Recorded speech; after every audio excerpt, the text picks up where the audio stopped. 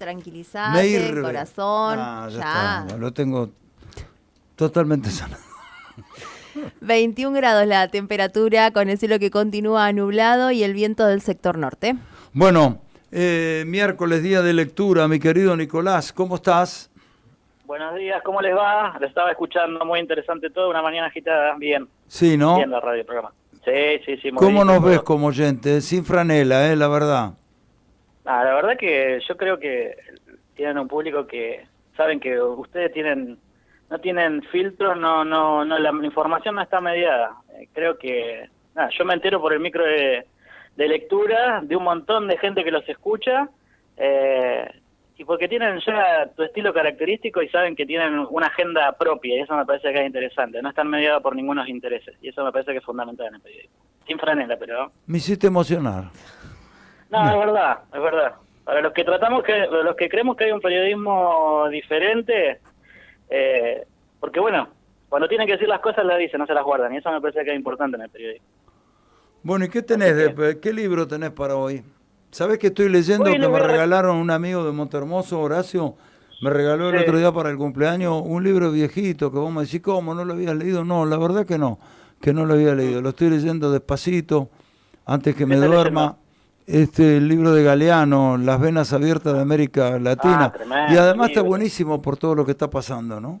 Y que sigue... Mirá, Luis, te voy a recomendar una cosa, que justo ayer estaba viendo una entrevista de Felipe Piña. Sí. En el canal de YouTube de él, subió una entrevista que le había hecho a Galeano a propósito de Las venas abiertas de Latinoamérica, de este libro, en el 2007, y te recomiendo que la veas, porque él cuenta todo el proceso, cómo él se involucró con diferentes trabajadores, incluso de las minas. Él contaba que el primer desafío que tuvo como escritor fue cuando estuvo en las minas de Bolivia y vio cómo los trabajadores tenían una vida mucho más corta, y se hizo amigo. Estuvo viviendo 6 meses ahí para escribir el libro, y cuando se estaban despidiendo la última noche le pidieron por favor a él, que ya era una parte de la comunidad, que le contaran lo que era el mar.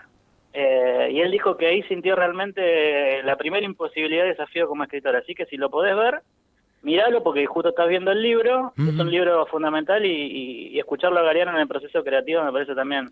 En las primeras páginas, voy por la 40 y pico, estoy leyendo de a poquito antes que me agarre el sueño, de a poquito, en las 40 y pico páginas, 50 que sigo leído, lo que me llama la atención en esa primera página, datos históricos de lo que era aquella región América, comparado con Europa, con Sevilla, con...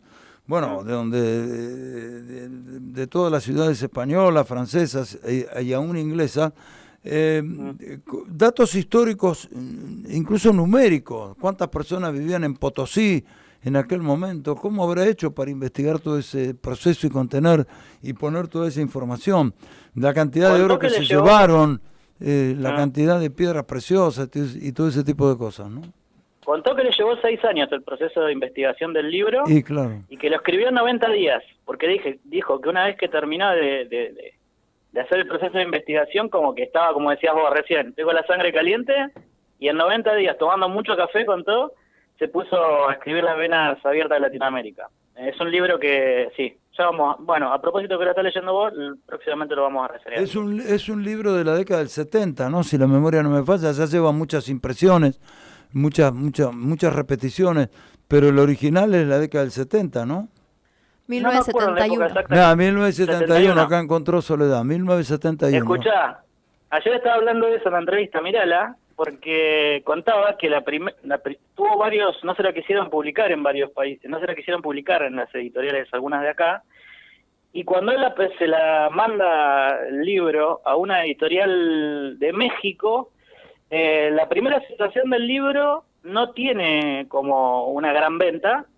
Entonces el editor le manda una carta que él dice que se lamenta no haberla guardado, y cuenta que él le decía que no se desanime, que el libro va a ser su propio camino, y bueno, después el libro terminó siendo consagratorio, porque es un libro que hoy lo tiene como referencia a cualquier persona que le interese la literatura, la política y lo que pasa también en América Latina, ¿no? Por supuesto. Bueno, ¿qué libro tenés para hoy? Bueno, hoy voy a recomendar un libro, una historia de amor, que se llama Bonsai, de Alejandro Zambra, que es un escritor chileno que recomiendo mucho. Por ahí no estamos acostumbrados a escuchar los chilenos que como son Neruda, Vicente Huidobro o Nicanor Parra, pero pertenece a la nueva generación post-dictadura en Chile, y escribí una pequeña obra de arte que se llama Bonsai, que es una novelita fragmentada, que yo la descubrí hace unos cuantos años que salía en el suplemento cultural de Página 12, pero ese libro hizo lo mismo que estamos hablando recién con Galeano, fue haciendo su camino, tuvo un boom de golpe.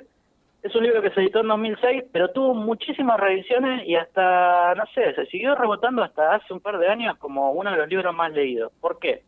Porque cuenta una historia de amor, porque tomó un consejo que daba Borges, que cómo construir una novela de resumen, y Zambra lo puso a la perfección. Cuenta una gran historia de amor, comenzando desde el principio, cuenta la historia de Emilia y Julio, dos estudiantes de letras, que un día se juntan a estudiar con un grupo de estudio y deciden, en vez de estudiar, hacer una fiesta y se enamoran. Se enamoran y se vinculan mintiéndose que habían leído a Marcel Proust, en busca del tiempo perdido. A partir de ahí comienza un vínculo que luego se rompe cuando ella se va a estudiar a España, pero la novela comienza contando que ella se muere. Y Julio evocando la muerte de ella. Julio ya está en otra relación que está media estancada, él ya es un aspirante a escritor, y le está mintiendo a la mujer, que sabe que la está perdiendo, como que él está pasando las obras, transcribiendo las obras de un escritor conocido. En realidad él se había contactado con un escritor conocido para que le transcriba, le prometió que le iba a dar el trabajo y al final no se lo dio. Entonces, lo que hace este hombre para mantener ese vínculo es decirle, fingir a la mujer como que va a trabajar con este escritor, ponerse a escribir una novela ficticia y recordar, basado en el viejo amor con esta chica y el recuerdo que tenían a través de los libros. Ellos tenían un ritual que todas las noches leían una página de un libro diferente y uno de esos días descubren un libro que también vamos a reseñar acá en la columna, que se llama Tantalia, un cuento de Macedonio Fernández, donde una pareja, a través de una plantita de un trébol plantado en una maceta, representaban el amor que ellos tenían. Cuando descubren que el trébol es una planta demasiado débil como para sostenerla en el tiempo, deciden ponerla en un campo que está llena de tréboles y pierden el amor para siempre. Entonces Julio, cuando a la par que empieza a escribir esta novela y no sabía qué título ponerle, porque la mujer la acorralaba preguntándole eso, descubren que le va a poner bonsai, que es la manera, de alguna manera, de tener controlado a la naturaleza. Es un arte minimalista y se quiere una analogía entre la literatura minimalista, fragmentaria, controlada, y hace una analogía con el amor. Realmente es una historia que lo recomiendo mucho, Luis. Ayer cuando le contaba a Sole que iba a reseñar una historia de amor, ella se había enganchado con eso, y después cuando le dije, mirá que le pasé el comienzo, que arranca que ella muere, me dice, me estás vendiendo pescado podrido. Nos estábamos riendo. Pero realmente Zambra tiene la ductilidad y la capacidad de construir una historia de amor entre dos personas, si se quiere, que ya no están más conectadas, que están conectadas en otro plano, y hace un repaso de un montón de libros, como este que te nombré, Tantalia, de Macedonio Fernández, con esta metáfora, de un montón de libros que ellos iban leyendo, de lo que es la vida de un escritor, pero sobre todo de la existencia, de cómo los amores trascienden a la vida real y a las cotidianidades, y me parece una verdadera joyita. Primero porque siguió el consejo de Borges, que recomendaba escribir una novela con el resumen de una novela. Y esta novela es un poco de eso. Fue innovadora, marcó una época, y la recomiendo a todos los oyentes que la lean, porque es una novela muy breve, de 90 páginas, 80 páginas, 85 tiene, depende de la edición, viste que le ponen letras más grandes para vender más. Es accesible, es de anagrama, ganó un montón de premios, y es como un tótem para los que quieran entrar a la literatura latinoamericana y ver cómo es la nueva manera de narrar novelas, que se va de lo convencional. Y son un librito de bolsillo que te lo puedes llevar en una tarde y pasar un momento más que agradable. Repetí el autor y el título. Bonsai, Alejandro